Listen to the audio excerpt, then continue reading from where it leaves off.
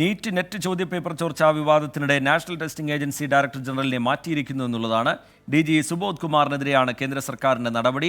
പ്രദീപ് സിംഗ് കരോളയ്ക്ക് DGയുടെ താൽക്കാലിക ചുമതല നൽകി എന്നുള്ള വിവരം പുറത്തു വരുന്നുണ്ട്.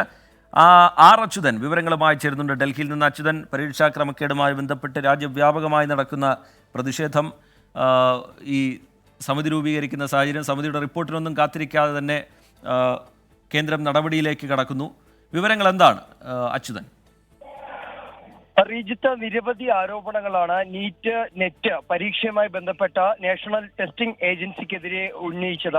ആരോപണത്തിന്റെ പശ്ചാത്തലത്തിൽ പല ഘട്ടത്തിൽ തന്നെ NTA അറിയിച്ചിരുന്നത് ചോദ്യപേപ്പർ ചോർച്ച പോലുള്ള സംഭവങ്ങൾ ഉണ്ടായിട്ടില്ല എന്നായിരുന്നു. പക്ഷേ പലയിടങ്ങളിലും ചോദ്യപേപ്പർ ചോർന്നതായും ബീഹാറിലടക്കം വിദ്യാർത്ഥികൾ തന്നെ അപ്രകാരം മൊഴി നൽകുകയും ഉണ്ടായി. അങ്ങനെ ഗുരുതരമായ ഒരു സാഹചര്യം നിലനിൽക്കുന്ന ഘട്ടത്തിലാണ് ഇപ്പോൾ നാഷണൽ ടെസ്റ്റിംഗ് ഏജൻസിയുടെ തലപ്പത്ത് ഒരു അഴിച്ചുപണി നടത്തിയിരിക്കുന്നത്. അതായത് നേരത്തെ DG ആയിരുന്ന സുബോധ് കുമാർ സിംഗിനെ, അദ്ദേഹത്തെ ആ സ്ഥാനത്ത് നിന്ന് മാറ്റിയിരിക്കുകയാണ്. ഒപ്പം തന്നെ അടിയന്തരമായി പ്രദീപ് സിംഗ് ഖരോളയെ ആ സ്ഥാനത്തേക്ക് നിയമിച്ചിരിക്കുന്നു എന്നുള്ള വാർത്തയാണ് വരുന്നത്. കാരണം നേരത്തെ സുബോധ് കുമാർ സിംഗ് തന്നെ വാർത്താ സമ്മേളനത്തിൽ വ്യക്തമാക്കിയിരുന്നത് ഈ ചോദ്യപേപ്പർ ചോർച്ച ഒന്നും തന്നെ നടന്നിട്ടില്ല, മറിച്ച് ഈ ചില 6 സെന്ററുകൾ കേന്ദ്രീകരിച്ചാണ് നീറ്റ് പരീക്ഷയുമായി ചില പ്രശ്നങ്ങൾ ഉള്ളത്. അത് അധിക മാർക്ക് നൽകിയതിനെ തുടർന്നാണ് അത്തരമൊരു പ്രശ്നങ്ങൾ നിലനിൽക്കുന്നതെന്നായിരുന്നു അദ്ദേഹം നടത്തിയ വാർത്താ സമ്മേളനത്തിലടക്കം പറഞ്ഞിരുന്നത്. പക്ഷേ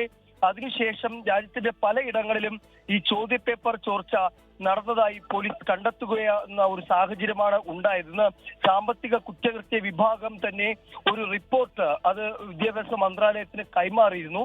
അതിൽ ഈ കേസ് അന്വേഷണവുമായി ബന്ധപ്പെട്ട് ശേഖരിച്ച തെളിവുകൾ എല്ലാം സമർപ്പിക്കുന്ന ഒരു സാഹചര്യമുണ്ടായി. ആ തെളിവുകളിൽ ഏറ്റവും പ്രധാനപ്പെട്ടത് കത്തിക്കരിഞ്ഞ നിലയിൽ ചില ചോദ്യപേപ്പറുകളാണ്. ഇത് ഫോറൻസിക് പരിശോധനകൾ നടത്തേണ്ടതുണ്ട് എന്നുള്ളത് കൂടി അറിയിച്ചിട്ടുണ്ട്. അങ്ങനെയുള്ള ഗുരുതരമായിട്ടുള്ള തെളിവുകൾ ഇത് കേസുമായി ബന്ധപ്പെട്ട ഇന്ന് വിദ്യാഭ്യാസ മന്ത്രാലയത്തിന് സമീപിക്കുകയുണ്ടായി. ഒപ്പം തന്നെ ഒരു ഉന്നതതല കമ്മീഷൻ സമിതിയെ ഈ NTA സുതാര്യത ഉറപ്പാക്കാൻ വേണ്ടി ഇന്ന് രൂപീകരിച്ച ഒരു സാഹചര്യം. 2 പശ്ചാത്തലങ്ങൾ ഇതുമായി ബന്ധപ്പെട്ട് നിലനിൽക്കുന്നു. ആ ഘട്ടത്തിലാണ് ഇപ്പോൾ അടിയന്തരമായി കൊണ്ട് തന്നെ NTA തലപ്പത്ത് തന്നെ ഒരു അഴിച്ചുപണി ഇപ്പോൾ നടത്തിയിരിക്കുന്നത്.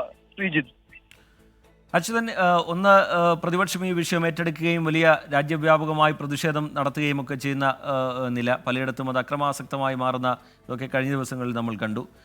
വലിയ വിവാദമായി നിൽക്കുന്ന പശ്ചാത്തലത്തിൽ ഈ DGയെ മാറ്റുന്ന നടപടി, സമിതി രൂപീകരിക്കുന്ന നടപടി, ഇതിലൂടെയൊക്കെ ഒരു രാഷ്ട്രീയ പ്രതിരോധം പ്രതിപക്ഷം ഉയർത്തുന്ന വിമർശനങ്ങൾക്കുണ്ടാക്കാൻ കേന്ദ്ര സർക്കാരിന് കഴിയുമോ അച്യുതൻ?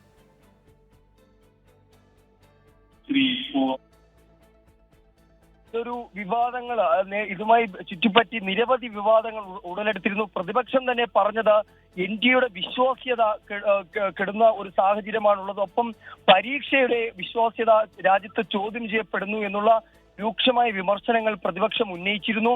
ആ ഘട്ടത്തിലാണ് നേരത്തെ സൂചിപ്പിച്ചതുപോലെ നീറ്റ് പരീക്ഷയുമായി ബന്ധപ്പെട്ടുള്ള ക്രമക്കേടുകൾ കണ്ടെത്തുന്നത്. തൊട്ടു പിന്നാലെ NTA UGC നെറ്റ് പരീക്ഷ റദ്ദാക്കി ഉത്തരവിറക്കി. അതിന്റെ കാരണമായി പറഞ്ഞത് ഈ ചോദ്യപേപ്പർ ചോർന്നതായി national cyber crime threat analytics unit ഒരു റിപ്പോർട്ട് നൽകി എന്നുള്ളതാണ്. അങ്ങനെ ക്രമക്കേടുകൾ രാജ്യത്ത് NTA കീഴിൽ നടത്തിയ പരീക്ഷകളിൽ ഒരു തുടർക്കഥയായിരുന്നു. അതിന് പിന്നാലെ ഇന്ന് ബീഹാറിലെ ഒരു ടീച്ചിങ് എലിജിബിലിറ്റി ടെസ്റ്റ് മാറ്റിവെക്കുകയുണ്ടായി.